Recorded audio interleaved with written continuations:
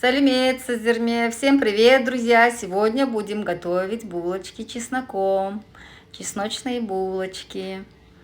Ну вот и наш рецепт. Готовая опара, которая рецепт есть у нас в хлебе и в булочках. Можете пройти в плейлист и посмотреть там.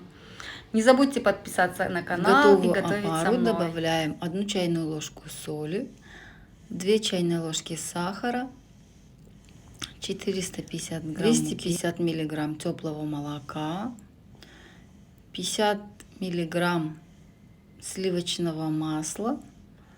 Его разбавляем в стакане. Я наливаю 50 грамм кипятка в 50 грамм сливочного масла, растворяю его и также добавляю сюда. Тесто хорошо замешиваем и оставляем подниматься. Вот и наше тесто поднялось. Я его беру, смазываю лист и разделяю на 16 булочек. На круглые 16 одинаковых булочек. У меня получилось 16 булочек. А до этого я уже приготовила смесь. Здесь получается у меня 1 головка чеснока, раздавила я ее, чайная ложка сухого укропа и 50 грамм сливочного масла. Теперь я смазываю булочки желтком. Аккуратно все смазала, а потом я уже разрезаю их посерединке. Вот так вот я их взяла, разрезала.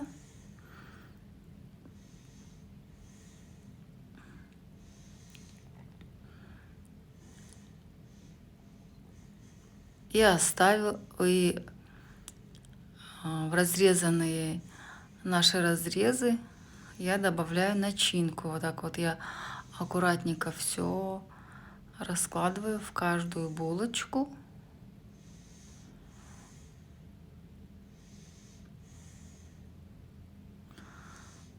Оставляю минут 15-20, чтобы они постояли. Как они немножко поднимутся уже. Все, я отправляю в духовку.